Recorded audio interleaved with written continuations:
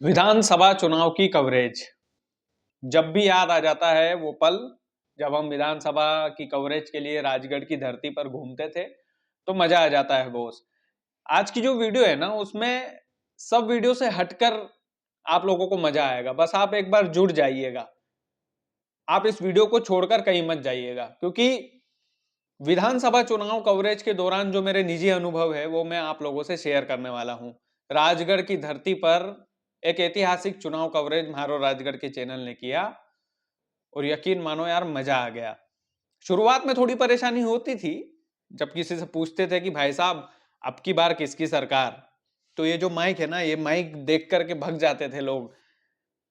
कुछ लोग डर भी जाते थे कि भाई अगर हमने किसी नेता के खिलाफ बोल दिया वीडियो में और वही नेताजी यदि चुनाव जीत गए तो कहीं हमसे बदला ना ले ले, कहीं हमसे बदले की भावना से वो चीजें ना निकालने लगे। इसलिए कई सारे लोग डर भी जाते थे, तो डर के मारे नहीं बोलते थे शुरुआत में जब हम माइक लेकर के ग्राउंड लेवल पर निकले। लेकिन धीरे धीरे राजगढ़ के लोगों का इंटरेस्ट बढ़ता गया। धीरे धीरे राजगढ़ की विधानसभाओं में जब हम जाने लगे तो लोगों को लगा यार नहीं, हमारे पार्टी के लिए हमें भी बोलना चाहिए। तो लोग खुद से कॉल करने लगे, भाई साहब आज तो यहाँ पर आ जाओ, भाई साहब आज तो यहाँ पर आ जाओ। और हम इतने ज्यादा बिजी हो गए कि एक एक दिन में तीन तीन चुनावी चौपाल हम लगाने लगे। राजगढ़ के नेताओं को भी करीब से जानने का मौका मिला। राजगढ़ के नेता किस विचारधारा के हैं, कैसे विचार रखते हैं। कड़वे सवाल सभी से किए। लोग बोलते हैं कि भाजपा वालों से ज्यादा ही कड़वे किए, तो वो बनता भी है क्योंकि वो सत्ता में है। अब चाहे इसके लिए हमें लोग कांग्रेसी ही क्यों ना बोल दे, उसका हमें कोई फर्क नहीं पड़ता। लेकिन ईमानदारी की बात तो है कि सत्ता पक्ष से सवाल करना चाहिए और जायज सवाल नेताओं को भी पसंद आते थे। मैं राजगढ़ के नेताओं की एक खूबी बताता हूं आप लोगों को। राजगढ़ के नेताओं की एक खूबी यह है कि वो लोकतंत्र में भरोसा रखते हैं, लोकतंत्र को मानने वाले लोग हैं, चाहे भाजपा का नेता हो चाहे कांग्रेस का नेता हो। इतनी दबंगई से सवाल करने के बाद भी वो हमेशा मुस्कुरा करके साथ में चाय पीते थे, चाहे वो पक्ष का नेता हो चाहे विपक्ष का नेता हो। और बोलते थे कि यार सवाल तो ग्रुप बढ़िया करते हो यार तुम। तो खुशी होती थी कि यार राजगढ़ के नेता लोकतंत्र को मानने वाले नेता हैं, चाहे कितने ही कड़वे सवाल पूछ लो वो बुरा नहीं मानते थे। ये गलत फहमी है लोगों की कि भाई अगर हमने हजारीलाल दांगी जी से या प्रियव्रत सिंह जी से या गिरीश भंडारी जी से या रोडमल नागर जी से या फिर रघु परमार जी से या फिर बहुत सारे नेता है ब्ला ब्ला ब्ला, तो कितने ही नेताओं से यदि हम कड़वे सवाल पूछते होंगे तो वो तो दुश्मनी की भावना से देखते होंगे इसको। ये गलत फहमी है, ऐसा कुछ भी नहीं है। सभी नेता बहुत बढ़िया हैं। मैंने बोला ना कि लोकतंत्र में भरोसा रखने वाले नेता है और यही राजगढ़ की खूबसूरती है।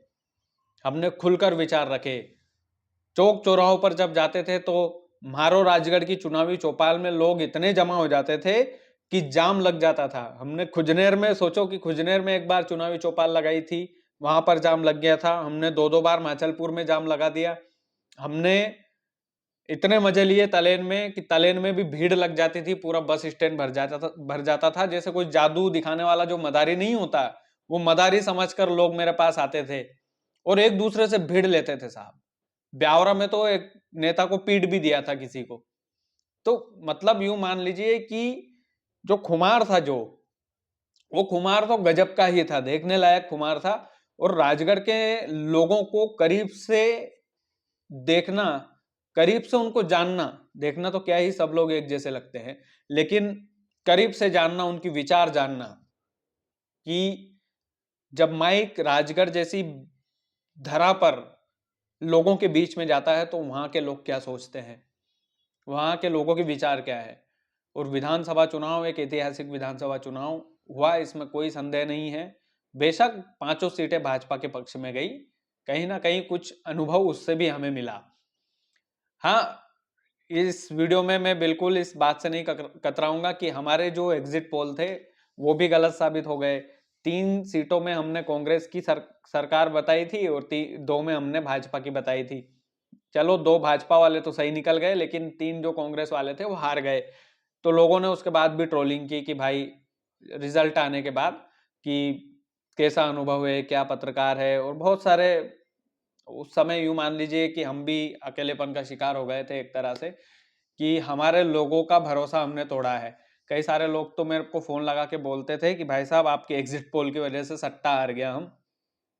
तो सट्टा भी हमारे चेहरे पर उन्होंने लगाया था कि ये आदमी अगर एग्ज़िट पोल दे रहा है तो सही दे रहा है। तो वो एग्ज़िट पोल का एक अनुभव मिला। ख़ैर एग्ज़िट पोल तो बड़े-बड़े चैनलों के भी फ़ेल हुए, लेकिन मुझे पर्सनल अनुभव हुआ कि कुछ ना कुछ तो अनुभव की कमी रही, क्योंकि पहला विधानसभा चुनाव था जो हमने कवर किया। लेकिन हाँ, ठीक है, एग्ज़िट पोल और भविष्यवाणी में फ़र्क होता है। एग्ज़िट पोल अनुमानित होता है और भविष्यवाणी हम करते नहीं, क्योंकि हम पत्रकार हैं, ज्योतिषी नहीं हैं। तो ये चीज़ें रही। और चुनाव के रिज़ल्ट आने के बाद फिर अपनों ने ही ट्रोल किया, और चिढ़ाने के लिए काफ़ी फ़ोन आते थे, 2-200 3-300 फ़ोन दिन में आते थे कि भाई साहब कनंग गयो તમારો एग्ज़िट पोल, भाई साहब अबे दिख ही नहीं रहा हो तुम तो। तो ये राजगढ़ के लोगों का प्यार है, जो लोग हमसे प्यार करते हैं वो हमसे नाराज़गी भी ज़ाहिर कर सकते हैं। तो बीच में लगा कि ज़ाहिर-सी बात है, चुनावी रिज़ल्ट आने के बाद जब लोगों ने हमें ट्रोल करना शुरू किया, तो मुझे भी लगा कि नहीं यार, किनके लिए आवाज़ उठा रहे हैं? राजगढ़ के लोगों के लिए, उन राजगढ़ के लोगों के लिए निस्वार्थ भाव से हम काम करते हैं, और वही हमें चिढ़ा रहे हैं तो नहीं, बंद-बंद करते हैं, ये सब पत्रकारिता छोड़ देंगे। तो यहाँ तक स्थिति हो गई थी, लेकिन नहीं, फिर सोचा कि नहीं यार, बड़ी मेहनत से खड़ा किया है इस प्लेटफ़ॉर्म को, तो ये सब तो नहीं करेंगे। कुछ तो लोग कहेंगे, लोगों का काम है कहना। तो फिर से हमने शुरू कर दिया अपना काम, और फिर से प्लेटफ़ॉर्म पर पटरी आई, फिर से आप लोगों का प्यार मिलने लगा है, और अब लोकसभा चुनाव की भी तैयारियाँ हैं। लेकिन बहुत सारे अनुभव थे यार। जब घर से निकलता था, तो एक लिस्ट बनाकर निकलता था कि आज इस गाँव में जाना है, यहाँ पर चुनावी चौपालें लगाना है, यहाँ पर लोगों के विचार जानना है, और मेरी एक हमेशा धारणा रही है, लोगों से भी क्रॉस क्वेश्चन करना। यदि हमने पूछा किसी से कि अब की बार किसकी सरकार, यदि सामने वाले ने बोला कि भाजपा की सरकार, तो हमारी हमेशा आदत रही कि हम उससे भिड़ जाते थे कि क्यों भाजपा की सरकार, किस लिए भाजपा की सरकार, आखिर किया क्या भाजपा ने। ऐसे ही कांग्रेस का भी था कि अब की बार किसकी सरकार पूछते थे तो बोलता था कांग्रेस की सरकार, क्यों कांग्रेस की सरकार, किस लिए कांग्रेस की सरकार, और आप लोग तो हिंदू विरोधी। ऐसे बहुत सारे मैंने चुनावी चौपाल में आप जाकर देखेंगे तो आपको मजा आएगा। लेकिन काफी अनुभव, ये मान लीजिए कि मेरी जिंदगी का सबसे ज्यादा अनुभव अगर मैंने लिया है, तो वो विधानसभा चुनाव कवरेज में लिया है। विधानसभा चुनाव को कवर करके लिया है, और यकीन मानो मुझे बहुत मजा आया।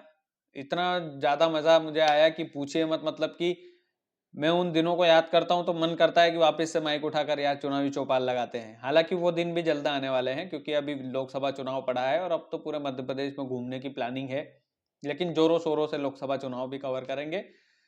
तो ये मेरे निजी अनुभव थे। मैंने बताया ना कि हमारे जो नेता लोग हैं वो बड़े लोकतंत्र को मानने वाले लोग हैं, कड़वे सवालों का सामना करने वाले लोग हैं, और मुझे अभी तक कोई ऐसा नेता नहीं मिला जिसने पर्सनली, हालांकि चाय से ज्यादा केटली गरम तो होती ही है, चमचे लोग तो धमकियां देते ही है, लेकिन पर्सनली किसी नेता ने मुझे तू भी नहीं बोला कि तू ऐसा क्यों कर रहा है या आप ऐसा क्यों कर रहे हैं।